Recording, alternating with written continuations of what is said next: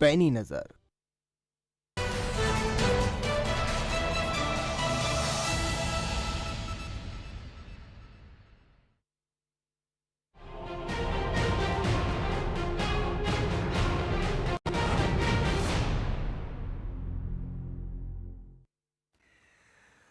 नमस्कार, बड़ा मुद्दा देख रहे हैं आप और मैं हूं आपके साथ शमशेर सिंह।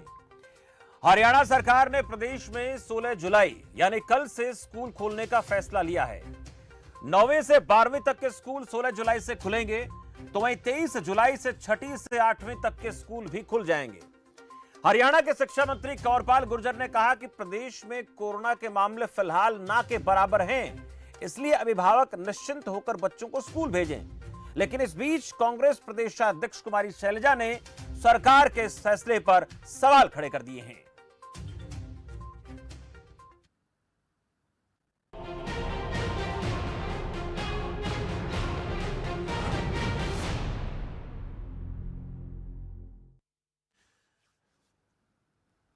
कुमारी शैलजा ने सवाल किया कि राज्य में स्कूल खोलने का फैसला सरकार ने किसके दबाव में लिया है। प्रदेश के मुख्यमंत्री और शिक्षा मंत्री ये बताएं कि क्या कोरोना की तीसरी लहर का खतरा सिर पर नहीं मंडरा रहा है? क्या कोरोना की दूसरी लहर खत्म हो चुकी है? क्या एक भी बच्चे को कोरोना वैक्सीन लगी है? लेकिन इसके बाद भी सरकार का स्कूल खोलने का फैसला क्या सही है? कुमारी शैलजा ने आरोप लगाया कि सरकार में निर्णय लेने की क्षमता नहीं है। यह कहा कि कोई दबाव तंत्र, कोई लॉबी उस पर हावी है जो उसके फैसलों को प्रभावित कर रही है। उन्होंने मांग की है कि जब तक सभी बच्चों को वैक्सीन नहीं लगाई जाती तब तक स्कूल ना खोले जाएं। आरोप, स्कूल खोलने के फैसले पर सियासत होना स्वाभाविक है इस प्रकार के आरोपों से, लेकिन शैलजा की तरफ से उठाए सवालों को हकीकत के पैमाने से नापना जरूरी है कि प्रदेश में स्कूल खोलने का फैसला कितना सही है और विपक्ष के आरोपों में दम कितना है, ये सवाल अहम है। स्कूल खोलने पर राजनीति, कंवरपाल गुर्जर का बयान, फिलहाल कोरोना के मामले ना के बराबर हैं, कहा उन्होंने। प्रदेश में हालात लगातार सामान्य हो रहे हैं। अभिभावक निश्चिंत होकर बच्चों को स्कूल भेजें, डरने की बात नहीं है।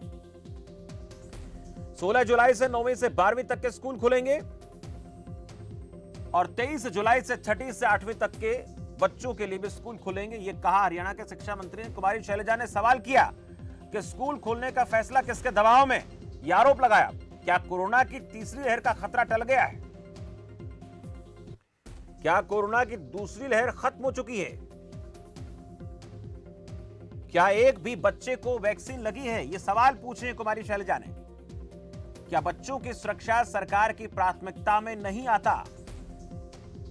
सरकार की निजी स्कूलों को लाभ पहुंचाने की मंशा, यह आरोप लगाया है। कॉलेज यूनिवर्सिटी बंद है, स्कूल खोलने का फरमान आ गया है। ये तमाम बातें कुमारी शैलजा ने अपने आरोपों में कही हैं। सरकार के स्कूल खोलने के फैसले पर सवाल खड़ा किया है। आज इसी मसले में बातचीत करेंगे कि क्या सरकार ने स्कूल खोलने का जो निर्णय लिया वो सही है या फिर इस पर और विचार करने की जरूरत है, विचार किया जाना चाहिए। दूसरा, कांग्रेस पार्टी की तरफ से कुमारी शैलजा ने आरोप लगाया कि परिस्थितियां क्या अनुकूल हैं जिसके चलते निर्णय लिया गया है। कोरोना की रफ्तार को लेकर कहा कि क्या वो थम गई है? तीसरी लहर का खतरा नहीं है क्या? बच्चों की सुरक्षा को लेकर सरकार कितनी गंभीर है, ऐसे आरोप लगाए हैं। लेकिन क्या सरकार के पास और कोई विकल्प था स्कूल खोलने के अलावा? इस पर भी बात करना जरूरी है, क्योंकि अगर मामले घट रहे हैं तो क्या कोई सरकार को ऐसा कदम उठाने की जरूरत आ गई थी कि बच्चों को स्कूल भेजा जाना चाहिए? दोनों पक्ष और विपक्ष के इन्हीं तमाम बातों को लेकर बातचीत करने वाले हैं। मेहमानों का पैनल जुड़ चुका है, परिचय आपसे करा देता हूं। सत्यव्रत शास्त्री मेरे साथ है, प्रवक्ता भारतीय जनता पार्टी से। सत्यव्रत जी, बहुत स्वागत है आपका खबर फास्ट पर। महिमा सिंह मेरे साथ, कांग्रेस पार्टी प्रवक्ता है। महिमा सिंह जी, आपका भी बहुत बहुत स्वागत है। RN मलिक, राजनीतिक विश्लेषक मेरे साथ है। मलिक साहब, बहुत बहुत स्वागत है आपका। आशीष मान मेरे साथ, शिक्षाविद है। आशीष मान जी, आपका भी बहुत बहुत स्वागत है इस चर्चा में। मैं सबसे पहले महिमा सिंह जी आपके पास आऊंगा, बातचीत करूंगा आपसे। ये आरोप लगाए हैं कुमारी शैलजा ने कि सरकार ने स्कूल खोलने का जो फैसला लिया वो किसी के दबाव में आकर लिया है। किस प्रकार का दबाव कांग्रेस पार्टी को नजर आता है? यही तो हम सरकार से पूछ रहे हैं शमशेर जी। यही तो सवाल है हमारा क्योंकि जहां पर मध्य प्रदेश अभी 25 जुलाई से सिर्फ 11वीं और 12वीं के लिए स्कूल खोल रहा है, वहीं तमिलनाडु अभी हाँ नहीं भर रहा है सारे एसोसिएशंस को, वहीं गुजरात ने भी सिर्फ 12वीं कक्षा के लिए स्कूल खोले हैं, वहीं पुडुचेरी में भी अभी डिसीजन बाकी है इसके ऊपर, और तमाम बाकी प्रदेशों और राज्यों के अंदर भी इसी प्रकार से उस पर चर्चा की जा रही है, कोई नीति बनाई जा रही है, प्रॉपर रिसर्च और एक्सपर्ट्स के साथ कंसल्टेशन के बाद ही ऐसा फैसला लिया जा रहा है। और उसी प्रकार से विश्व भर के अंदर बच्चों का भविष्य, जहां माँ बाप अभिभावक जो हैं वो कॉन्फिडेंट फील नहीं कर रहे हैं बच्चों को घर से बाहर निकालने के लिए। हमने देखा कि सरकार ने मॉल्स खोल दिए, मार्केट्स खोल दिए और अब स्कूल खोलने जा रहे हैं। हमारा तो लगातार सरकार से सवाल ये रहा है कि आपकी किस प्रकार की नीति है, किस प्रकार की आप लोग एक प्रणाली बना रहे हैं, क्या आप तय कर रहे हैं इस चीज के लिए कि जब तक कोई वैक्सीन नहीं आ जाती है तब तक की बच्चों की सुरक्षा को किस प्रकार से सुनिश्चित किया जाएगा। बाहर के देशों में बहुत सी जगह देखा गया जहां स्कूल्स पहले खोले गए, वहां पर उनके लिए कोई जो है वो सेलोफेन के किसी तरह की कैबिनेट्स या चेंबर नुमा कुछ बनाए गए जहां छोटी आबादी है, उस तरह के देशों ने कुछ ऐसे इंतजाम कर लिए। यूएसए के अंदर अब फाइजर जो है वो धीरे धीरे बच्चों के लिए वैक्सीन लाने की तरफ बढ़ रहा है, वहां उस तरफ कदम बढ़ाए जा रहे हैं। लेकिन हमारे प्रदेश ने, मतलब देश भर में भी, विश्व तो आप एक तरफ रख दीजिए, देश भर के अंदर ये सवाल खड़ा है स्कूल्स कब खुलेंगे।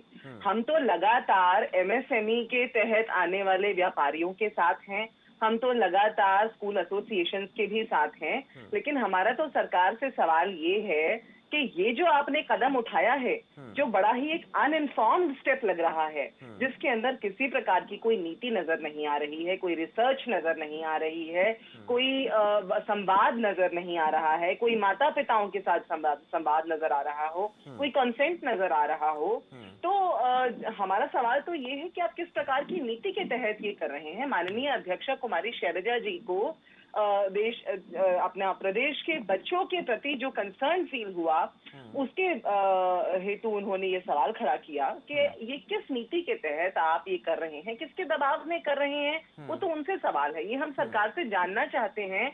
और यहाँ प्रतिनिधि बैठे हैं, ये भी आरोप लगाया है कुमारी शैलजा ने कि ये निजी हितों को ध्यान में रखते हुए ऐसा सरकार कर रही है, ये बोला है उन्होंने, शैलजा जी ने।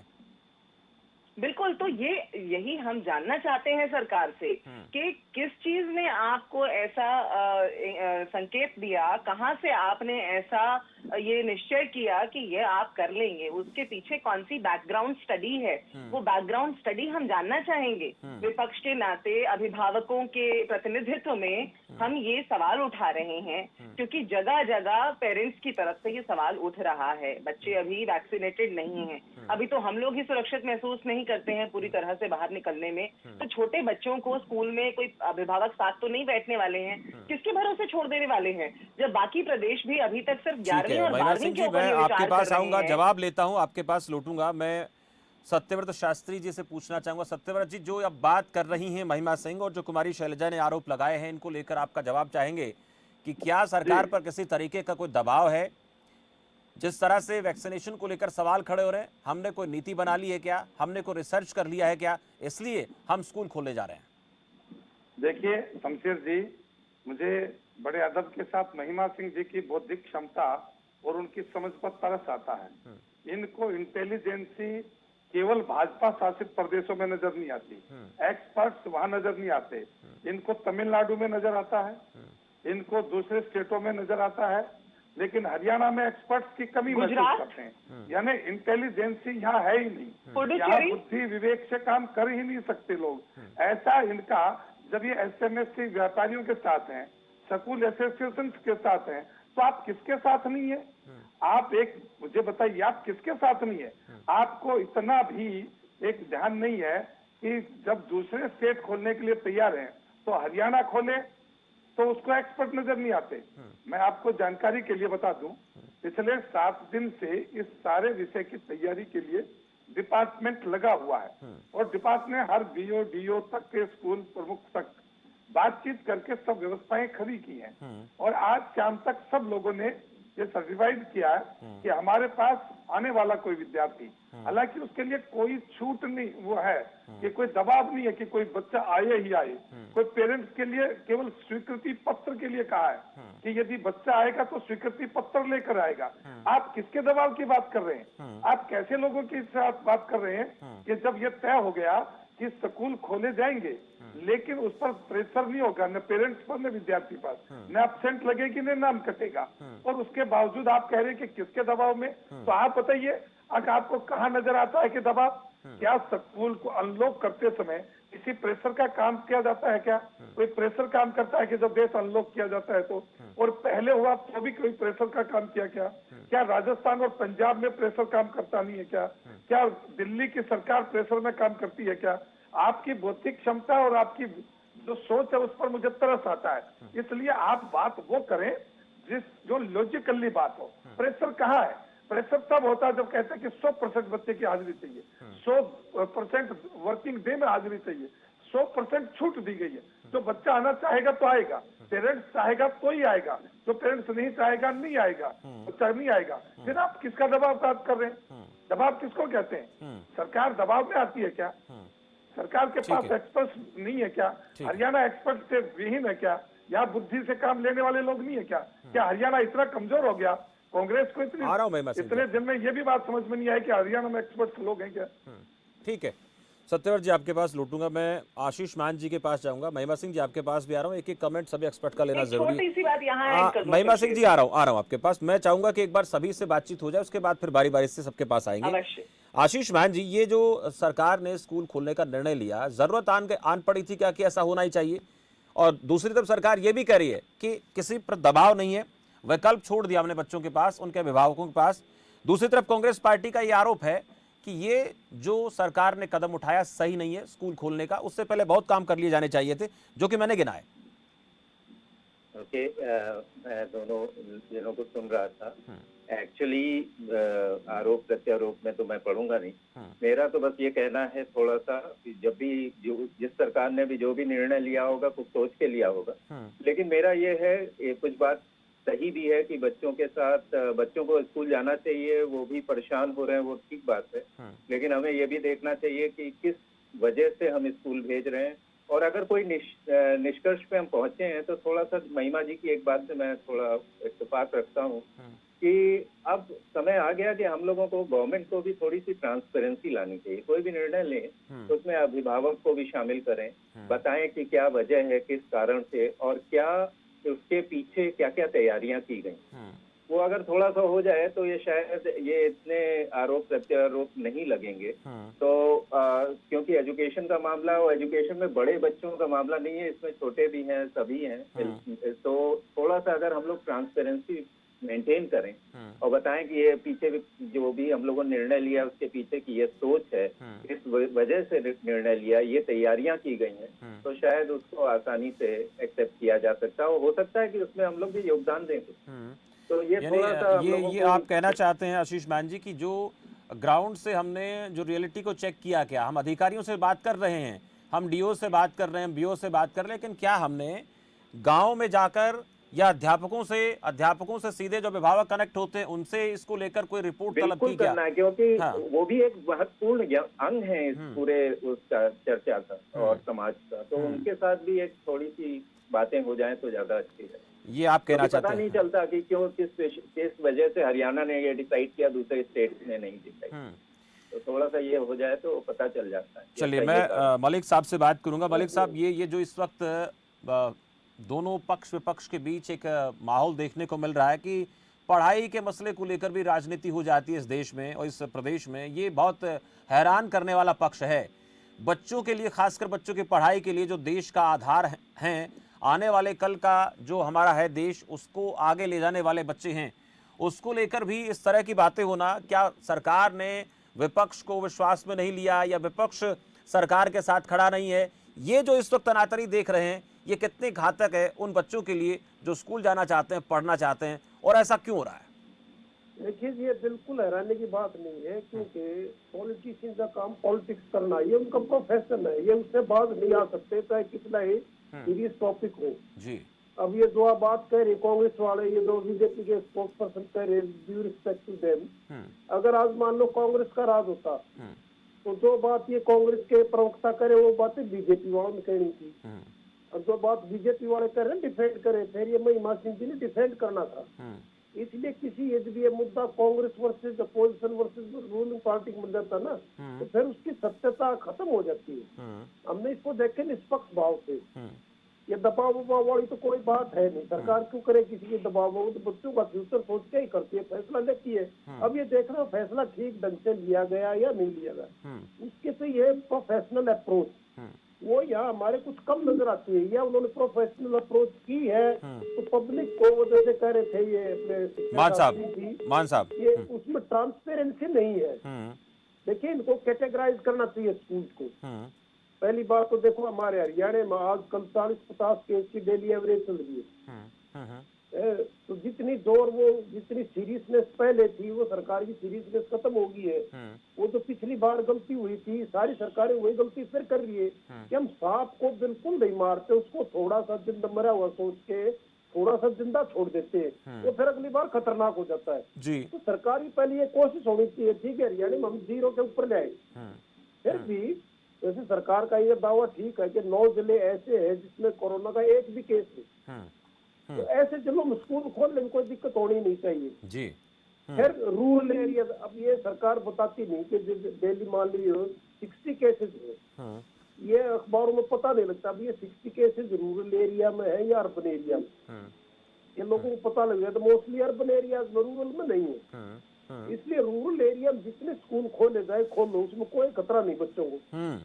फिर भी अपनी मास्क वगैरह तो लगाओ, वो तो ठीक बात है, लेकिन जब रूरल एरिया में कोई केस है ही नहीं तो इन्फेक्शन क्यों होगी। अब रही बात अर्बन एरिया की, अर्बन एरिया जैसे गुड़गांव में 8 नए केस आए कल, 8 या 12 केस आए, 2 की मौत हुई समथिंग लाइक।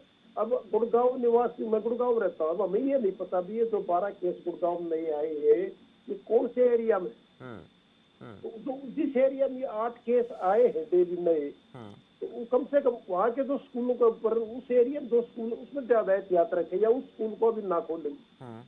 जिन एरिया में एक भी केस नहीं आता, DLF फेज 1 है, वहाँ एक भी केस नहीं है, तो DLF फेज 1 का जो स्कूल है उसको खोलने दो, कोई दिक्कत नहीं। तो इस तरह कैटेगराइज करते, इस तरह इस बात को सोच के करें प्रोफेशनल वे में, तो स्कूल तक खुलने चाहिए। बच्चे बोर हो रहे हैं, उनको लेकिन अप्रोच को लेकर नुकसान हो रहा है, इसलिए ये तो फर्स्ट स्टेप ये स्कूल खोल रहे हैं। पर इसको ये जो इन्होंने किया है उसको जिस तरह कहते हैं ना पेंशन को छीन कैसे बढ़ाओ, फाइन ट्यूनिंग जिसको कहते हैं ना, वो सरकार ने फाइन ट्यूनिंग नहीं की। इसलिए सबसे जरूरी सरकार को जोर लगाना चाहिए कि ये जो आजकल 60-70 केस पर डे बहुत थोड़े, अब ये बहन जी कह रही थी मद्रास में ये हो रहा है, तमिलनाडु, अब तमिलनाडु में तो 9000 केस है, हरियाणा में 30-40 केस है, अब तमिलनाडु से क्यों कंपेयर करें। 9000 महाराष्ट्र में है, 12,000 केरला में, तो वाई विश भी कंपेरेबल केरला और तमिलनाडु और महाराष्ट्र, हम उन स्टेट से कंपेयर करें जिनमें केस 40-50 ले लिए। तो मेरी बीजेपी प्रवक्ता से ये उन्होंने ठीक जो आपने पूछे थे वही उन्होंने लगाया। मेरी मर्जी को थोड़ी सी आवाज कट रही है मलिक साहब आवाज में डिस्टर्बेंस हो रही है, आपके पास आ रहा हूं। महिमा सिंह जी, जो एक्सपर्ट अपनी बात रख रहे हैं, मलिक साहब ने कहा, मान साहब ने भी बातें रखी, और सत्यव्रत शास्त्री जी ने कहा कि हमारे पास विकल्प तो है, हम अगर ना चाहें तो बच्चों को ना भेजें, इसमें दबाव थोड़ा ही है। लेकिन आज जरूर कुछ सवाल खड़े हुए हैं कि हम कितने प्रोफेशनली तरीके से ये काम कर रहे हैं, इसको लेकर मान साहब भी बात कर रहे हैं, मलिक साहब भी बात कर रहे हैं, अप्रोच हमारी कैसी है, इस पर बात होनी चाहिए। लेकिन अगर विकल्प है अभिभावकों के पास बच्चों को स्कूल भेजने का, ना भेजने का, तो फिर आपत्ति क्या है? और जहां पर कोरोना के मामले हैं नहीं, तो वहां स्कूल खोलने में दिक्कत क्या है? मैं आपकी सारी बातों का जवाब दूंगी शमशेर जी, मगर उससे पूर्व बात हो रही है सियासत और राजनीति करने की। देखिए, हेल्थ, एजुकेशन, इकोनॉमी, ये सब मुद्दे किसी भी लोकतंत्र के अंदर चलते राजनीति से ही हैं, सीधे सीधे राजनीति से। अब ये क्या मसला हुआ कि अपनी मर्जी हुई तो अपनी कन्वीनियंस हुई तो उसको राजनीति या अपने MLA MP के पास चले गए काम करवाने के लिए, और यदि हम यहाँ पटल पर बैठकर बात करें तो कहा जाए कि राजनीति हो रही है, उन पर चर्चा होना जरूरी है, इसीलिए आप ये कार्यक्रम कर भी रहे हैं। दूसरी बात ये कि सियासत और राजनीति को इस तरह से करने की बात तब होती है जब कोई प्रवक्ता अपनी बात की शुरुआत ही बिना तथ्यों के इस बात से करें कि मुझे तरस आता है, ये भावुक बात करना बहुत आसान है, मैं भी कर सकती हूँ। लेकिन मैंने न सिर्फ तमिलनाडु की बात की, मैंने तो कांग्रेस और भाजपा शासित प्रदेशों की बात ही नहीं की, मैंने तो एक ही सांस में पुदुचेरी की बात भी की, तमिलनाडु की बात भी की, गुजरात की बात भी की, पंजाब की, राजस्थान की भी की। और अभी आपको मैं इससे पहले कि सारे प्रदेशों के बारे में संक्षिप्त में बता दूंगी कि किस जगह क्या हाल है, और सिर्फ हम हैं जिन्होंने बिना किसी प्लानिंग के इसको स्टार्ट कर दिया है। उससे पहले मैं ये कह दूं कि जब मुख्यमंत्री जी ये कह रहे हैं या कोई भी ये कह रहा है कि हमारे यहाँ केसेस नहीं है तो स्टार्ट करने में क्या दिक्कत है, ये बताइए शमशेर जी, हमारे यहाँ प्रशासन ने ऐसा कौन सा प्रावधान किया है जिससे आप थर्ड वेव का या डेल्टा वेरिएंट का आना रोक देंगे? क्या हमारे बॉर्डर्स सील्ड हैं? क्या हमारा जो जब इंडिया में कोविड नहीं आया था और दुनिया भर में कोविड था और यहाँ नमस्ते ट्रम्प किया जा रहा था, तो यहाँ यही कहा जा रहा था अरे यहाँ तो कोविड नहीं है। लेकिन लगातार उस समय आ गया ना, और फिर सारा कुछ तबलीगी जमात के ऊपर डाला गया। इस साल कुंभ के मेले में भी क्या हुआ वो सबको मालूम है।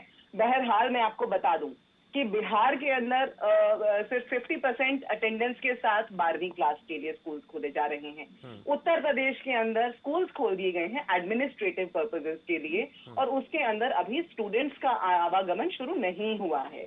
गुजरात के अंदर, ये मैं अभी किसी भी उस राजनीतिक तौर पर ये बात नहीं कर रही कि वहां कौन सी सरकार है, मैं तो ये कह रही हूँ कि सारे प्रदेश अपना अपना रिसर्च करके अपना अपना, फिर गुजरात की बात है, वहां पर भी 50% अटेंडेंस के साथ स्कूल्स को जो है जो 12वीं कक्षा के बच्चे हैं जिनका आने वाला वर्ष जो है वो बोर्ड का है, और जिनके साथ ये सुनिश्चित किया जा सकता है कि वो मास्क लगाकर रखेंगे या वो प्रोटोकॉल का पालन करेंगे। छोटे छोटे बच्चे जो स्कूल में बिना अभिभावकों के आएंगे, और हर क्लास के अंदर लगभग 30 से 40 बच्चे होते हैं, एक टीचर होती है। कहाँ कहाँ आप और हम बाहर इस समय इस उमस के मौसम में मास्क लगाकर बहुत मुश्किल से अपने रोजमर्रा के काम करते हैं। स्कूल के अंदर पूरा समय के लिए कोई बच्चा क्या मास्क लगाकर खेलकूद भी करेंगे और भी होगा, बैठ पाएगा? ये प्रैक्टिकल प्रॉब्लम्स एक दूसरी तरफ है। फिर मध्य प्रदेश की बात है, मध्य प्रदेश के अंदर तो भाजपा की सरकार। एक मिनट सत्यव्रत जी, बात होने दें। सत्यव्रत जी देखिए, बात हो रही है तो बात को होने दें, उसके बाद आपके पास आ रहा हूँ। हरियाणा की बात में मध्य प्रदेश, ये ही भाजपा का तरीका है। ये लोग कोई भी जो तथ्य वाली बात है उसे बाहर नहीं आने देना चाहते। खैर, मध्य प्रदेश के अंदर भी शिवराज सिंह जी ने ये कहा है कि क्लासेस ऑनलाइन ही चलेंगी, ब्रॉडकास्ट से चलेंगी। ये तमाम मुख्यमंत्री, और ऐसी पूरी लिस्ट मेरे पास मौजूद है, और मैं यहाँ ये बात बिल्कुल दावे के साथ कह रही हूँ कि ये सिर्फ और सिर्फ हमारी हरियाणा सरकार है जिसने बिना कोई कमेटी का गठन किए, कर्नाटका के अंदर कमेटी का गठन किया गया, उस कमेटी के गठन के अंदर इसको 3 फेजेस में खोला जाएगा। उस पूरे प्रणाली को अनाउंस किया गया अखबारों के अंदर। There was a committee to analyse the dice and control कोविड-19 थर्ड वेव। क्या हमारे यहाँ ऐसी कोई कमेटी काम कर रही है, और क्या उसको लेकर के जनसाधारण तक जो है वो सूचनाएं पहुंचाई जा रही हैं? क्या माता पिता को अवगत किया जा रहा है कि हम इस प्रकार का कोई कार्यक्रम लेकर आ रहे हैं, कोई इस तरह की नीति बना रहे हैं? यही आंध्र प्रदेश के अंदर ये जो मैंने बातें बताई, महिमा सिंह जी बात करते हैं। इसी प्रकार पे, इसी तर्ज पर सभी प्रदेशों के अंदर किया जा रहा है। अपनी बात को मैं यही विराम देती हूँ। मेरे पास सारे और भी तथ्य मौजूद हैं। चर्चा थोड़ी सी सहज होनी चाहिए, बारी बारी से सबका नंबर आना चाहिए। मैं बात करूंगा सत्यव्रत जी, आपसे पूछना चाहूंगा, ये जो महिमा सिंह बात कर रही हैं क्या, और बाकी आशीष मान जी हैं, मलिक साहब, उन्होंने भी बात कही है कि हमारे पास इसको लेकर ग्राउंड रिपोर्ट क्या है, रियलिटी क्या है, और हमने क्या पैमाना तय किया है कि बच्चे आना चाहें तो आ जाएं। ये तो ठीक है, अगर सारे के सारे बच्चे आ जाते हैं तो फिर हम क्या करेंगे, और आने के बाद हमारे इंतजामात कैसे हैं, और अगर मान लेते हैं 5%, 10% बच्चे आते हैं तो फिर 90% बच्चे जो पहले पढ़ रहे थे उनकी पढ़ाई का क्या होगा? ये क्या रिपोर्ट हमने तैयार की है, ग्राउंड से हमें क्या मिला, अधिकारियों ने हमें क्या बताया, क्या अभिभावकों का कोई हमें फीडबैक हमारे पास आया है जिसको लेकर आज हम स्कूल खोलने की बात कर रहे हैं? एक छोटा सा सवाल और जोड़ दूं शमशेर जी, क्या सभी टीचर्स का वैक्सीनेशन हो गया है, ये सुनिश्चित कर लिया है? ये सवाल पूछा था मैंने, पहली डिबेट में पूछा था, आज भी चलो बात कर लेते हैं। सत्यव्रत जी। हाँ देखिए शमशेर जी, अभी पूरे पिछले 7 दिन से 2-3 टीवी चैनल्स पर मैंने इस विषय पर डिबेट भी की है, और एक्सपर्ट्स के हमने पहले दिन सुझाव भी मांगे थे, वो सरकार को भेजे भी है। उसके बाद में पिछले 7 दिन से कंटिन्यू इस विषय पर सरकारी तंत्र इस पर काम कर रहा है। और सब ऑनलाइन। सत्यव्रत जी, एक छोटा सा बीच में एक सवाल और, 7 दिन काफी है क्या? ये इतना बड़ा विषय है, इसके ऊपर 7 दिन आपको काफी लगते हैं? 7 दिन, 10 दिन या 15 दिन? मुझे लगता है इसके ऊपर तो सालों साल तैयारियां होती हैं। हमारे पास बहुत लंबा वक्त था इस संकट काल में। मैं वो बात कर रहा हूँ जब हम खोलने के प्रोसेस में आए, हाँ, उस दिन से, और उस दिन से ही डिबेट्स, और उस दिन से ही एक्सपर्ट्स अपने 7 दिन 8 दिन पहले जब घोषणा हुई, उसके बाद क्या क्या करना चाहिए, ग्राउंड रिपोर्ट के ऊपर हमारे पास टोटल विद्यार्थियों के टेलीफोन नंबर है जो ऑनलाइन क्लासेज होती थी, और हर टीचर के पास उनका डाटा है। उन सब ने, टीचर्स ने अपने स्टूडेंट्स और पेरेंट्स से बात की है। उसके बाद हर स्कूल लेवल पर एक कमेटी बनी है 5 लोगों की, और वो गेट के ऊपर सुबह आएंगे। उसके बाद हर अल्टरनेट डेज में क्लास लगेंगी। जैसे 9वीं 10वीं 11वीं 12वीं के लिए पहले आया, 11वीं क्लास अभी है नहीं क्योंकि उनका रिजल्ट अभी एडमिशन होने में समय लगेगा। तो हमारे पास 3 क्लासें हैं, 9th और 10th और +2। तो 3 क्लासों को अल्टरनेट डेज के अंदर उसको बुलाया गया है। यानी एक दिन में 2 क्लासें हमारे पास मैक्सिमम रहने वाली हैं। और उसके बाद भी सब स्कूलों को, प्राइवेट हो चाहे सरकारी हो, सैनिटाइज करने के लिए सैनिटाइज करवा दी गई है बिल्डिंगें। और उसके बाद सब टीचर्स को हम मैक्सिमम, मैं मानता हूँ कि वैक्सीन डबल हो गई, सिंगल तो हो गई होगी और डबल भी होगी। पिछले दिनों हमने बात की थी, तो ये रखा गया था कि अध्यापकों को प्राथमिकता से नहीं, ये अभी नहीं है। टीचर्स की वैक्सीन को लेकर अभी ऐसे कोई रिपोर्ट नहीं है कि सभी टीचर्स को वैक्सीनेट कर दिया गया है। सत्यव्रत जी, 5 लोगों का जो सत्यव्रत जी, मैं टीचर्स की बात करूं, के ऊपर एक विद्यार्थी का टेम्परेचर और उसको जो है उसकी जांच करके उसको अंदर लेंगे। और वो भी तब लेंगे जब बच्चे के हाथ में उसके पेरेंट्स का अनुमति पत्र होगा। ये बड़ी बात है कि अनुमति पत्र जब पेरेंट्स जब चाहेगा तो बच्चे को भेजेगा। हमने एक ऑप्शन दिया, सरकार की एक नियति सब पर है, जो आने वाले हैं उनके लिए भी, जो नहीं आने वाले उनके लिए भी। यदि एक भी बच्चा कहता है कि मैं स्कूल आऊंगा, तो स्कूल सरकार को इसकी सुविधा देने के लिए उसका हक है। फिर आप ये कहेंगे कि उसका गला घोट रखा है। आप भी मानते हैं कि कम से कम 50% पेरेंट्स और 50% बच्चा तो ये चाहता है मैं स्कूल में आऊं, और उसके रिजल्ट कल मिलेंगे हमें।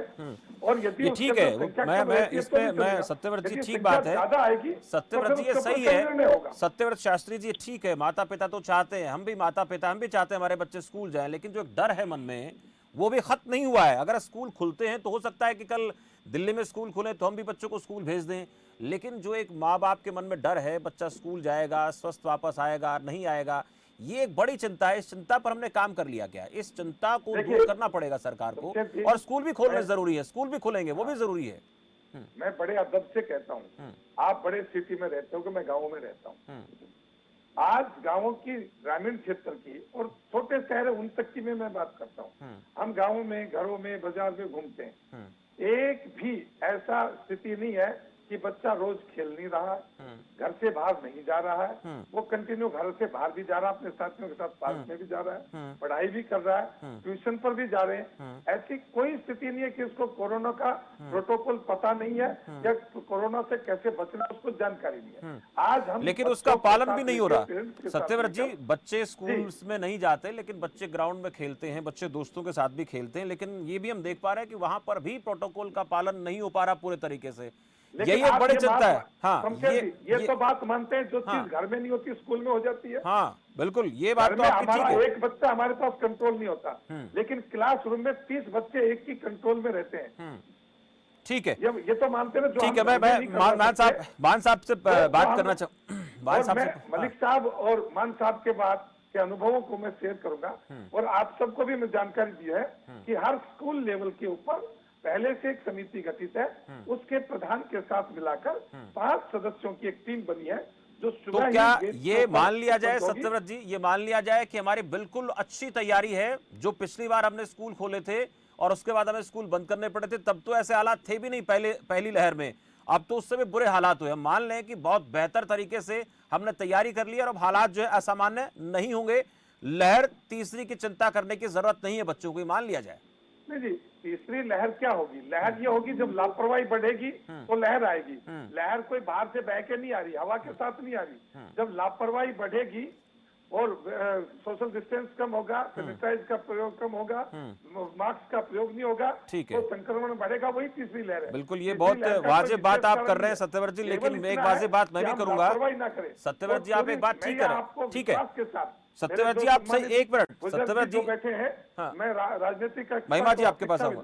मैं खुद भी स्कूल लेक्चरर रहा हूँ। मैं अदब के साथ कहता हूँ, जो काम हम बच्चों से घर में नहीं करवा वो सकते, ठीक है, वो हम स्कूल में करवा लेते हैं। लेकिन सत्यव्रत और जी, पूरा मैं एक प्रोटोकॉल मिनट, के साथ स्कूल खोलेंगे। सत्यव्रत जी ठीक है, मैं जो बात आप कर रहे हैं, लेकिन एक सवाल मैं लौटूंगा तो उस पर बात करूंगा कि हम सारे नियम कायदे कानूनों की बात तो करते हैं, लेकिन स्कूल में टीचर ही टाइम पर पहुंच जाए, ये भी एक हालात है सामान्य। वो स्कूल टाइम में टीचर स्कूल में नहीं आ पाते हैं, तो बच्चों के ऊपर कितना कंट्रोल हम रखेंगे, बड़ा सवाल है। पूछता हूं आशीष मान जी, आज हम दावा तो करते हैं कि सब कुछ ठीक कर देंगे, हालात कंट्रोल में है, स्कूल खोल देंगे, बच्चों को कोरोना से, बच्चों के अभिभावकों को डरने की जरूरत नहीं है, लेकिन उनको सर्टिफिकेट तो लाना पड़ेगा माता पिता का कि बच्चा स्कूल में आ रहा है, हमारी मर्जी से आ रहा है। लेकिन क्या हमारे सरकारी सिस्टम की, प्राइवेट स्कूलों की बात छोड़ देते हैं, उनके लिए तो मजबूरी है, फीस भी उनको चाहिए, टीचर्स को भी तनख्वाहें देनी हैं, बच्चे भी स्कूल से ना भागें। जिस तरह से सरकारी स्कूलों में इस साल हमने देखा कि एसएलसी के बिना भी बच्चे स्कूल में दाखिला करवा रहे हैं सरकारी में, ये देखा गया है, और वो चाहे किसी प्रदेश की बात मैं कर लूं। क्या हम ये मानकर चलें कि सारा सिस्टम हमारा इतना दुरुस्त है कि एक इशारे पर काम करेगा, चुटकी में काम हो जाएगा? देखिए, बड़े गौर से मैंने बड़ी देर तक सुना, और हम लोग तो आम आदमी लोग हैं, जनता है, हम लोग कम बोलते हैं और टू द पॉइंट बोलते हैं। बिल्कुल। तो जो बातें इन्होंने कही उसमें पहली चीज तो मुझे ये नहीं समझ में आ रहा है स्कूल खोलने का उद्देश्य क्या है। ये भी होना चाहिए कि अगर हम पढ़ाएंगे तो यहाँ तक पहुंचेंगे, वो पहली चीज, वो दिशा निर्धारित होनी चाहिए कि हम इसलिए पढ़ा रहे हैं, इतने डेस्परेट इसलिए हैं क्योंकि हमें ये करना है। तो वो क्या करना है वो मुझे नहीं पता अभी तक।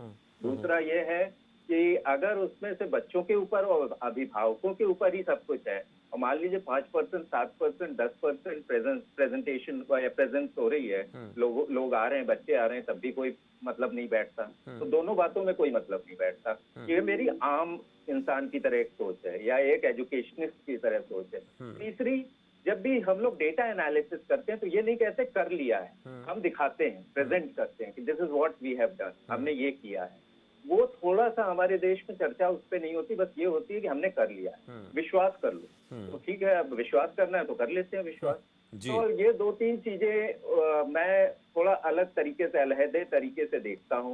मैं सत्यव्रत जी पे बिल्कुल शक नहीं कर रहा, वो भी टीचर रहे हैं, मैं उनको पूरा मान्यता दे रहा हूँ, उनकी रिस्पेक्ट कर रहा हूँ, लेकिन ये तीन उनकी बातों में मुझे एक गैप दिखे, तो वो मैं अपनी बात जाहिर कर रहा हूँ। चौथी चीज जो आपने कही कि जो ये कह रहे थे कि स्कूल में बच्चे बहुत कुछ कर लेते हैं, घर में नहीं करते, बिल्कुल सच बात है। लेकिन एक चीज हम लोग को और भी नहीं भूलनी चाहिए कि स्कूल में जब बच्चे साथ साथ बैठेंगे, वहाँ पे अभिभावक नहीं बैठे हैं, कितना प्रेशर टीचर्स पे रहेगा, कितना प्रेशर एडमिनिस्ट्रेशन पे रहेगा, और कितना कुछ हम कंट्रोल कर पाएंगे। क्योंकि कोरोना एक्चुअली देखा जाए, जब मैं टीवी देखता हूँ तो मैं बड़ा कंफ्यूज हो जाता हूँ। एक तरफ कहा जाता है थर्ड लेयर आ रही, एम्स के डॉक्टर्स एक्सपर्ट्स कह रहे हैं कि कुछ कह रहे हैं आ भी चुकी है, और दूसरी तरफ हम कह रहे हैं कि भाई थर्ड लेयर आएगी तो देखा जाएगा, बच्चों को इस पे सेक्रीफाइस करा दो। क्यों कराते हैं? तो मुझे ये थोड़ा सा विरोधाभास बहुत क्लियर कट दिख रहा है कि जब थर्ड लेयर आ चुकी है तो बच्चों को सेक्रीफाइस क्यों कर रहे हैं हम? तो सीधी सी बात है। तो मैं कम बोलता हूँ, लेकिन ये सोच है, और जो बिल्कुल आम इंसान की सोच है। सर शास्त्री जी, ये छोटे से गैप्स मुझे दिख रहे हैं आपकी बातों में, और कुछ नहीं है। मैं अपनी बस अपना जो आपकी बात बड़ी गौर से सुना, तो उसमें जो जो गैप्स दिखे मैं वो जहां पर आपको कुछ कमियां नजर आई, इसलिए हमने आप लोगों को बुलाया है कि सरकार क्या कहती है, विपक्ष क्या कहता है, और हम जिन लोगों को खास ऐसे मेहमान के तौर पर बुलाते हैं जो अपने अपने क्षेत्र के। एक चीज कही है कि राजनीति जब आ जाती है ना, तो बाद मुद्दे कहीं और चले जाते हैं, मुद्दे भटक जाते हैं, लेकिन कोशिश हमारी है कि मुद्दे से ना भटका जाए, जो चीज है उसके ऊपर बात होनी चाहिए। मलिक साहब, हम चर्चा एक दो बार पहले भी कर चुके हैं कि हमारे पास इतने दिनों में विकल्प क्या रहे। ये ठीक है, देखिए एक बात सत्यव्रत जी ने मानी है कि बच्चे ट्यूशन भी जा रहे हैं, बच्चे बाहर भी खेलते हैं, और हम भी देखते हैं, क्योंकि रोजाना बच्चे को बांधकर घर में रखना आसान काम तो नहीं है, और खासकर देहात के क्षेत्र में तो ये होता ही होता है। तो हमने विकल्प नहीं तराशे, इस दौरान कुछ रास्ते निकल सकते थे। अब ये दबाव आ गया है मलिक साहब, दबाव आ गया है कि बच्चों को स्कूल खोलने पड़ेंगे, नहीं खोलेंगे तो फिर और ज्यादा बुरा हाल हो सकता है, खासकर उन प्राइवेट स्कूलों नुकसान हो रहा है, निजी स्कूलों का दबाव। ये मानना पड़ेगा, प्राइवेट स्कूल एसोसिएशन लगातार, वो किसी भी स्टेट में क्यों ना, दबाव उनका है कि फीस नहीं आ रही है, बच्चों के रिजल्ट को लेकर माँ बाप पूछते हैं, ये भी एक प्रेशर, इसको कोई इनकार नहीं कर सकता, वो दबाव बनाएंगे, उनका काम है। लेकिन हमने इस कोरोना संकट काल में जो पिछला लगभग 12 महीने 15 महीने बीत गए, हमने इस स्कूल एजुकेशन के अलावा और क्या विकल्प तलाशे? हमने कोशिश की क्या कि बच्चों को कुछ समूह में पढ़ा दिया जाए? ये चर्चा हम कर रहे थे, शिक्षा मंत्री ने इन बातों को स्वीकार किया था, कहा था कि आप ठीक बात कर रहे हैं कि हम ऐसा काम कर सकते हैं कि 10-10 12-12 के समूह में कोई वॉलंटियर तैयार कर सकते हैं, बच्चों को पढ़ा सकते हैं। ये दबाव बनता नहीं। आज जो स्कूल खोलने को लेकर विपक्ष आरोप लगा रहा है, निशाना साध रहा है, शायद सरकार इससे बच जाती, लेकिन ये काम हम कर लेते तो आज बहुत बेहतर होता। कुछ बच्चों को तो बेसिक जानकारी मिल जाती, और देहात में तो बच्चे पढ़ ही नहीं पा रहे। ये बहुत मुश्किल काम है। देखिए मैं बताता हूँ, नंबर एक, ये जो तीसरी लहर की बात कर रहे हैं, तीसरी लहर अभी नहीं आई है, क्योंकि दूसरी लहर अभी चल रही है। हाँ। अब इंडिया को तो हिस्सों में ऊपर के जो नॉर्दर्न स्टेट्स है वहाँ तो कोरोना काफी कुछ खत्म हो गया, काबू में, लेकिन साउथ स्टेट में तो बुरा हाल है। डेली आपकी 43,000 का रेट चल रहा है नए केसेस का, और 43,000 पर डे कोई कम नहीं होते, और वो मोस्टली 5 स्टेट्स में, महाराष्ट्र, केरला, तमिलनाडु, आंध्र प्रदेश और बंगाल, इतने साथ से इन्हीं के अंदर है। तो इसलिए कहना तीसरी, पहले दूसरी खत्म नहीं, दूसरी लहर अपने पूरे दौर में चल रही है।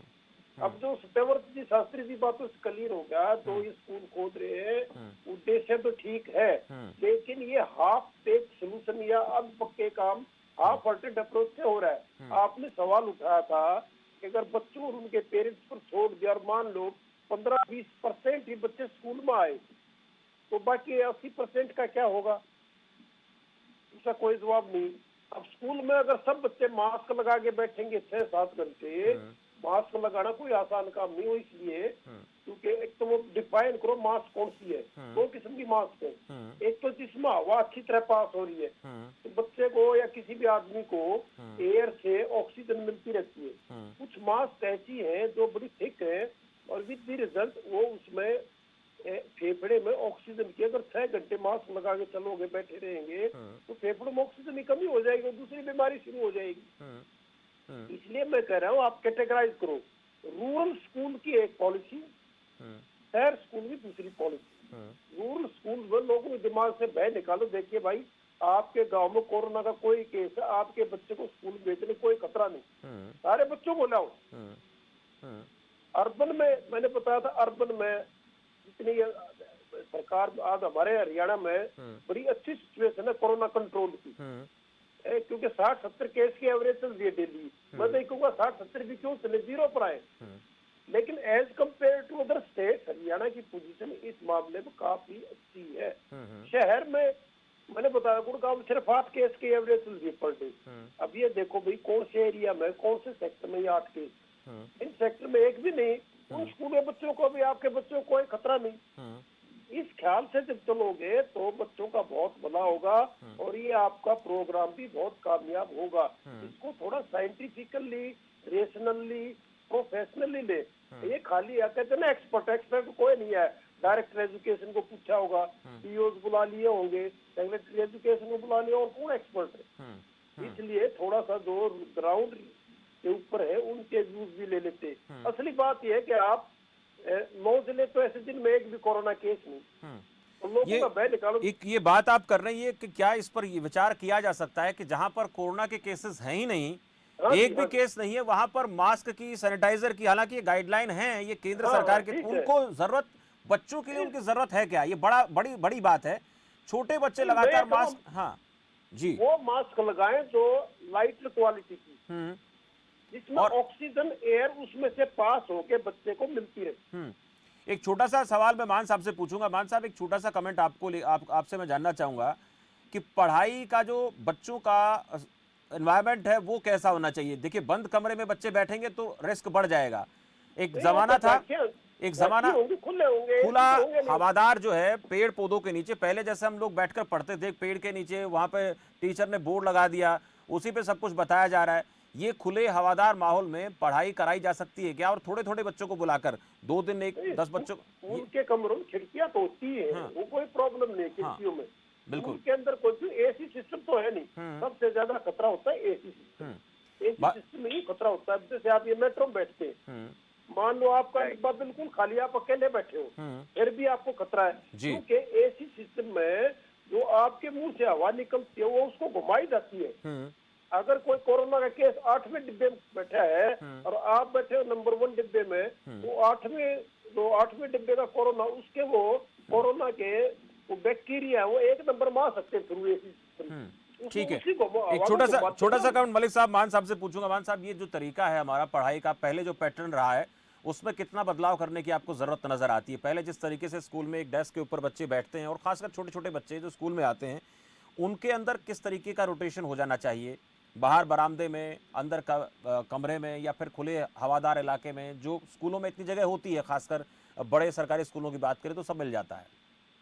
नहीं, थोड़ा सा साइंस की ओर अगर हम जाएं तो जो अभी मानसून चल रहा है, कहा जाता है कि जो मलिक साहब भी कह रहे थे कि आप जब खांसते हैं या चीखते हैं या सांस लेते हैं तो हमारे जो पार्टिकल्स हैं वो चाहे खुले में आप रहिए चाहे बंद में, ठीक है खुले में तो अच्छा रहता ही है, वो तो सब जगह प्रूवन फैक्ट है, लेकिन वो जो उसके पार्टिकल्स हैं वो थोड़ी देर तक तो वहीं पे, और खास तौर से मानसून में तो और दबाव आ जाता है, वो काफी देर तक वहाँ पे बने रहते हैं। तो अगर हम मान लें कि जो बच्चे आ रहे हैं वो बिल्कुल कोरोना से अफेक्टेड नहीं है तो ठीक है।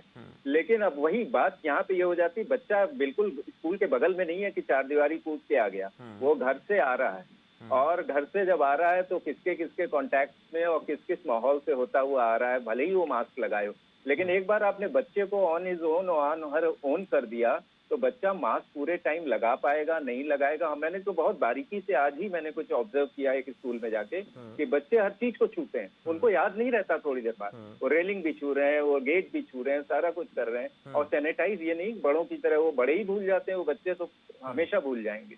तो ये खुले में बंद में डेफिनेटली खुला बेटर होता है। वैसे भी आजकल थोड़ा लोग सेंसिटिव हो ही गए, क्लासरूम को खुला रखते हैं, लेकिन जो मेन जो खतरा ये है कि एक बच्चे से आप कितना एक्सपेक्ट कर रहे हैं, वो कितना कुछ कर लेगा, नहीं कर पाए। तो जब भी पेरेंट्स के साथ, जैसे ट्यूशन की बात की थी सत्यव्रत जी ने, इन्होंने कहा ट्यूशन जाता है, मेरे पास कुछ बच्चे हैं जिनको मैं ऑनलाइन पढ़ा रहा हूँ, वो ट्यूशन जाते हैं, तो अभी उनके अभिभावक लेके जाते हैं, पीटीएम हुआ था हम लोग का ऑनलाइन में, तो मैंने पूछा आप कैसे लेके जाते हैं, कैसे लेके आते हैं? क्या अपने साथ गाड़ी में लेके जाते हैं, बाइक में, साइकिल में, जो उनके पास सुविधा है, वहाँ बैठे रहते हैं और पूरा ध्यान रखते हैं, और बुरी तरह घबराए हुए हैं पेरेंट्स ने ये नहीं किया कि उनके दिमाग से निकल गया corona is still there very much in their mind.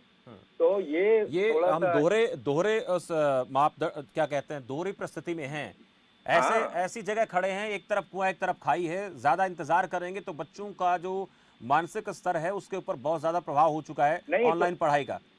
नहीं, एक चीज बस शमशेर जी मैं बोलूंगा, जो मैंने पिछले उसमें भी डिबेट में बोला था कि ये बहुत बड़ा समय है, अगर हम लोगों को कुछ करना ही है तो अब इनोवेटिव होने की जरूरत है, शिक्षा क्रिएटिव होने की जरूरत। लेकिन हमने इसके लिए तैयारियां कितनी की है? नहीं कर रहे हैं।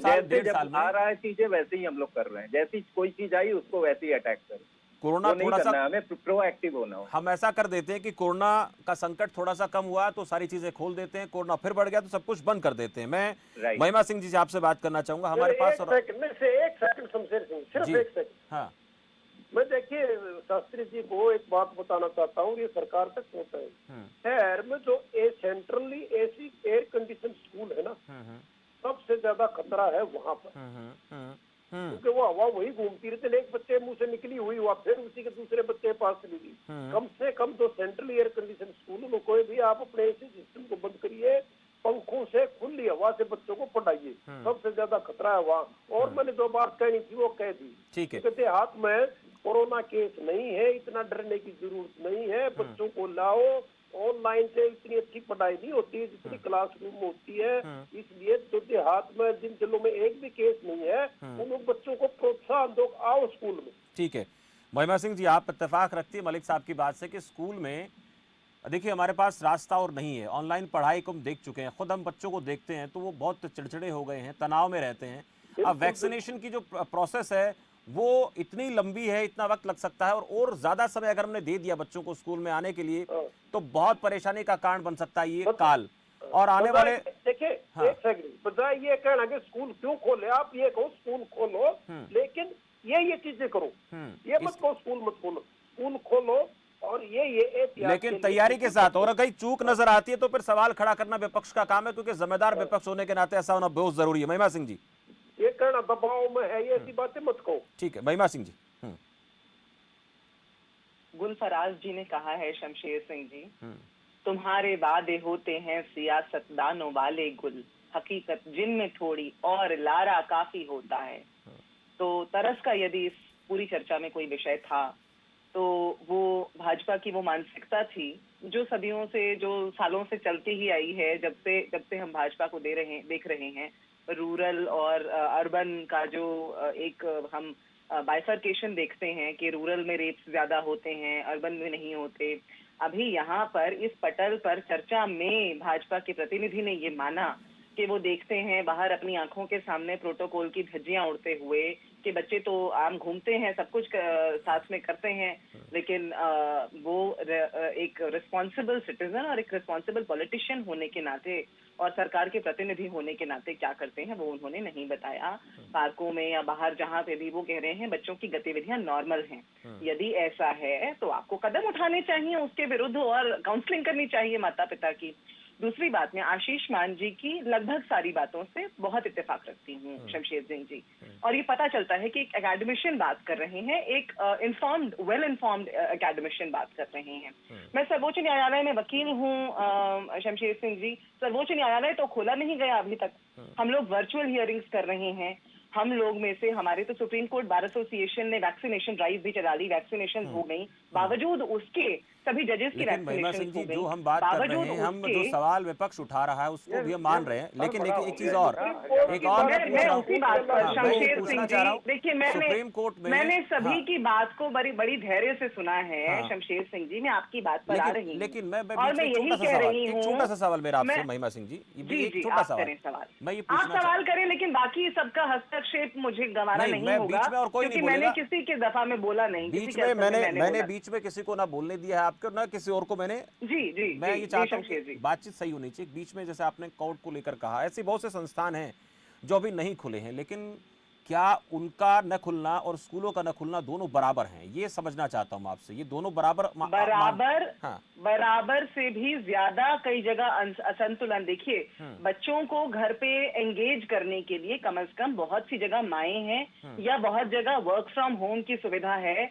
बच्चों को एंगेज करना जब वो घर पे हैं, सिविक्स का पहला लेसन होता था, शायद मान साहब अग्री करेंगे, family is the first school. तो ऑनलाइन क्लासेस हो रही हैं, फीस जा रही है, घर पे अगर बच्चों को मानसिक दबाव महसूस हो रहा है तो माता पिता का भी वहाँ एक कर्तव्य है जो वो निभा भी रहे हैं बहुत सी जगह। कोर्ट के अंदर आपको मालूम है कि कितने सारे वकीलों ने आत्महत्याएं कर ली, कितने और जगह हमने देखा, फिल्म इंडस्ट्री में आज तक कितनी आत्महत्याएं पहले कभी नहीं देखी गई, आर्टिस्ट के ऊपर कितना दबाव, सभी जगह असंतुलन बना है। हम ये कह रहे हैं कि जब हम बाकी सब संस्थाओं को नहीं ला पा रहे नॉर्मल फंक्शनिंग में, तो बच्चों के ऊपर ये प्रयोग क्यों? हम ये कह रहे हैं बड़े ही कॉन्फिडेंट होकर, तीसरी वेव नहीं है, डेल्टा वेरिएंट के जो 3 मामले प्रदेश के अंदर आ गए, वो क्या आपसे हमसे पूछ कर आए? जो पहले आए थे वो क्या हमसे पूछ कर आए थे? आगे आएंगे उसके लिए क्या आपने बॉर्डर सील किए हुए हैं? अभी थोड़ी देर पहले मैंने भाजपा प्रतिनिधि को कहते सुना कि हवा के साथ नहीं आता।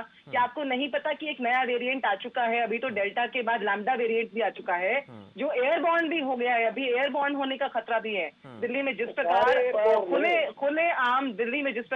खुले आम लाशों को जलाया गया था, उसके बाद हवा के अंदर भी संक्रमण का खतरा आ गया था, और बार बार यहाँ रिपोर्ट की बात पूछे जाने पर हमने यही सुना, हमने कर लिया है। मैं फिर मान साहब की बात से एक और छोटा सा सवाल, ठीक है महिमा सिंह जी, आपने कहीं कोई डिक्लेरेशन जारी नहीं किया। एक और छोटा सा सवाल आपसे, आपने तमाम सवालों के जवाब दिए, एक सवाल मेरा और आपसे रहेगा कि हम मान लेते हैं हमने बच्चों को वैक्सीनेट भी कर दिया है, और हम ये भी देख रहे हैं कि जिन लोगों को वैक्सीनेट कर दिया गया वो भी कोरोना से प्रभावित हो रहे हैं, उनकी मौतें भी हो रही हैं, ये भी हो रहा है, और इस कोरोना संकट का हमें पता भी नहीं है कि कितने समय तक चलेगा, 3 साल 4 साल 5 साल, कुछ इसके बारे में नहीं कहा जा सकता।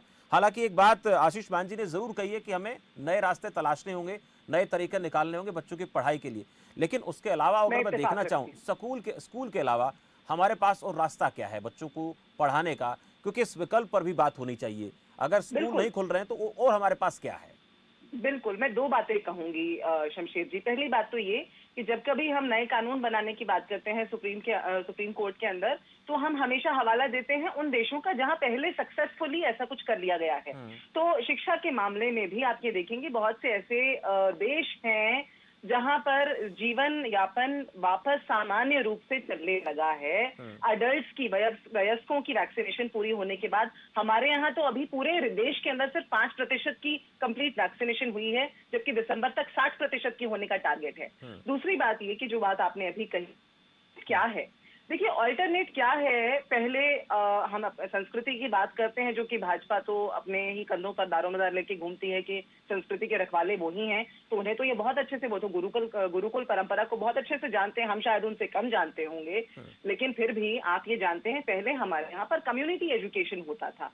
एकेडमिशियन भी बैठे हुए हैं मान साहब, और मैं ये समझती हूँ यदि जो घर पे रहने वाली स्टे एट होम मदर्स हैं इस समय, ये अभी हमारे प्रधानमंत्री जी ने बहुत बार कम्युनिटी की बात की, वो ये भी सुझा दें वहां से, और इन स्कूल एसोसिएशंस को भी फिलहाल के लिए ये कहें कि इस तरह से मान लीजिए 7, 8, 10 बच्चे हैं, उनको एक मदर ये जिम्मा ले दे। कम्युनिटी में हम बहुत सी चीजें और भी करते हैं, तो ऑनलाइन क्लासेस के साथ साथ इस तरह की कम्युनिटी एक्टिविटीज, आपस में ये भी पता होता है कौन से परिवार सुरक्षित हैं, कौन से नहीं हैं। ये तो हम पहले ही कर भी रहे हैं। देखिए बिल्कुल हम we are a social animal, हमारे लिए पॉसिबल नहीं है घर में पूरी तरह बंद के बैठ जाए, तो हम सभी ने अपना अपना कन्वीनियंस जोन बनाया हुआ है।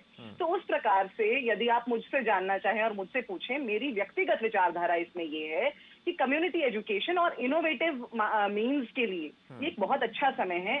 माता पिता के लिए भी ये देख लेने के लिए एक बहुत अच्छा समय है। एक छोटा सा कमेंट आपसे चाहूंगा सत्यव्रत जी, वक्त का मुझे ख्याल रखना है। सत्यव्रत जी, ये जो आज चर्चा हुई जिन मसलों पे, हालांकि मैं यहाँ बात नहीं करूंगा कि सत्ता पक्ष ने क्या कहा, विपक्ष ने क्या कहा, तमाम जो लोगों ने कहा बहुत सी अच्छी बातें निकलकर सामने आई जिन पर काम होना चाहिए। और एक अहम बात यह है कि हमें नए रास्ते खोजने पड़ेंगे, इसके अलावा हमारे पास रास्ता नहीं है, और हमने बहुत देर कर दी तो फिर बहुत देर हो जाएगी। देखिए शमशेर जी, पहले तो मलिक साहब कह रहे थे कि 6 घंटा, 6 घंटा नहीं है। मलिक साहब 4 घंटे की स्कूलिंग का टाइम रखा है, और ठीक है, उसके ऊपर बात नहीं करेंगे। 4 घंटे, 6 घंटे, 2 घंटे मास्क लगाना भी बड़ी बात होती है, वो नहीं, मसला नहीं है। वो होता है, लेकिन उसका अभ्यास कि वो अल्टरनेट डेज में है, वो रेगुलर डेज में नहीं है। और उसके बाद भी यदि संख्या पूरी आती है तो उसमें एक विकल्प रखा है कि फिर हम बच्चों को हाफ संख्या में, आधे बच्चे एक दिन, आधे बच्चे एक दिन, कल रिस्पांस मिलेगा, कितना मिलेगा उसके आधार पर ये बात होगी। तो ये बात जब महिमा सिंह जी कह रहे हैं कि महिमा सिंह जी को एक फोबिया हो गया कि सदियों का नाम भाजपा के साथ जोड़ते हैं, भाजपा को सदी नहीं है, करेक्ट कर दिया था उसी समय, करेक्ट किया था शमशेर जी, लेकिन हम सदियों की परंपराओं को, मैंने आज जो बातें कही है शास्त्री जी, मैंने जो बात देखिए, आप लोग क्या बात करते हैं अलग विषय है। हाँ, और जिस गुरुकुल की परंपरा को आपने आगे किया, मैं बड़े अदब के साथ कहता हूँ, परमात्मा ने मुझे सौभाग्य दिया कि मैं गुरुकुलों में पढ़ा भी हूँ, लेकिन उन गुरुकुलों की जो स्थिति बेहतरीन होनी चाहिए थी, उसको धराशायी करने में आजादी के प्रारंभिक दौर के अंदर जो कुछ हुआ। सत्यव्रत जी, छोटा सा कमेंट, मैं चाहूंगा रास्ता निकालने चाहिए क्या? मैं रोकूंगा आपको। सत्यव्रत जी, वक्त का ध्यान रखना है मुझे। कोई ऐसा कल्चर नहीं है, ये चीजें आज ठीक करने की स्थिति बनाई, इन चीजों पर आज काम होना चाहिए। संगठनों से जुड़ा हुआ हूँ जो सिविक्स का ध्यान रखते हुए समाज के अन्य ग्रुपों के अंदर कैसे सामंजस्य बने, कैसे बच्चों को पढ़ाया जाए, इस क्षेत्र में बहुत संगठन काम कर रहे हैं। लेकिन कांग्रेस समर्थित एक भी ऐसा व्यक्ति, एक भी ऐसा संगठन जिसने सिविक्स के सिद्धांत को डेवलप किया हो, वो महिमा सिंह जी बताएंगे। चलिए, मुझे रोकना पड़ेगा सत्यव्रत जी, वक्त का मुझे ख्याल रखना है। और स्कूल खुलेंगे तो उसके बाद परिस्थितियां क्या होंगी उस पर भी हम लगातार चर्चा करेंगे। कल स्कूल खुलने वाले हैं, बहुत बेहतरी के साथ, सावधानी के साथ बच्चे स्कूल जाएं, जिनको अभिभावक जाने की मंजूरी दे, और स्कूल प्रशासन की भी जिम्मेदारी बनती है कि कोई परेशानी बच्चों को ना होने पाए। बहुत शुक्रिया आप सभी का, सत्यव्रत जी आपका भी, महिमा सिंह जी आपका भी, मलिक साहब आपका भी, आशीष बात जी आपका भी बहुत बहुत आभार। इस चर्चा में आप लोग मेरे साथ जुड़े, अपनी बातें आपने रखी। लेकिन मसला यही है कि जो बच्चे हैं, बच्चों के स्कूल खोलने को लेकर जो बात हो रही है, बच्चे स्कूल जाएंगे, अच्छी बात है, बच्चे स्कूल जाएंगे, काफी लंबे अरसे के बाद बच्चे स्कूल जाएंगे, और वही बच्चे स्कूल जाएंगे जिनके माता पिता बच्चों को जाने के लिए कहेंगे। लेकिन उसके साथ साथ सवाल ये भी बनता है कि सरकार ने बच्चे जो स्कूल आएंगे उसको लेकर तैयारी क्या की है। हालांकि सरकार का यह दावा है कि हमने सब कुछ कर लिया है, ग्राउंड से रिपोर्ट ले ली है, कमेटियों का गठन कर दिया है, बच्चे स्कूल आएंगे तो पूरा ध्यान रखा जाएगा, और जब लगेगा कि बच्चों की संख्या स्कूल में ज्यादा बढ़ रही है तो फिर विकल्प के तौर पर 1 दिन 2 दिन बाद उनको बारी बारी से बुलाया जाएगा, और वक्त भी कम रखा गया है। बहुत अच्छी बात है, तैयारी अच्छी है तो कोई दिक्कत नहीं है। लेकिन एक सवाल अभी बना हुआ है, वैक्सीनेशन को लेकर अभी भी सवाल है। अभी तो देश में 18 साल से ज्यादा उम्र के लोगों को भी पूरी तरह से वैक्सीनेट नहीं किया गया है। अब बच्चों की वैक्सीनेशन कब आएगी, तब कहीं ना कहीं थोड़ा सा डर खत्म होगा। लेकिन यह डर अभी बना हुआ है माता पिता के मन में इस डर को खत्म तभी माना जाएगा जब बच्चे कोरोना पॉजिटिव नहीं होंगे, स्कूल में जाएंगे, पढ़ेंगे, वैक्सीन को छोड़कर बात कर रहा हूं, तब जाकर के लगेगा कि सब कुछ ठीक चल रहा है। लेकिन विपक्ष का यह आरोप है कि सरकार के पास अभी इसको लेकर पूरी तैयारी नहीं है और जब तक पूरी तैयारी ना हो तो स्कूल नहीं खोलने चाहिए। लेकिन जो एक्सपर्ट लोग थे उनका यह मानना है कि थोड़ा सा बदलाव होना चाहिए, परिस्थितियां बदल रही हैं, बदलती परिस्थितियों के हिसाब से नए नए तरीके खोजे जाने चाहिए बच्चों को पढ़ाने के लिए। अगर उस पर काम नहीं किया गया तो फिर आने वाले दिनों में दिक्कत ज्यादा हो सकती है। वहीं आनंद मलिक का यह कहना था कि जहां पर कोरोना के केसेस नहीं है गांव में, वहां पर स्कूलों को खोल देने में दिक्कत नहीं है, फिर भी सावधानी बहुत जरूरी है और अगर थोड़ी सी भी चूक होती है तो फिर खतरा बना रहेगा। फिलहाल इस बड़ा मुद्दा में इतना ही। आप देखते रहिए खबर फास्ट। नमस्कार।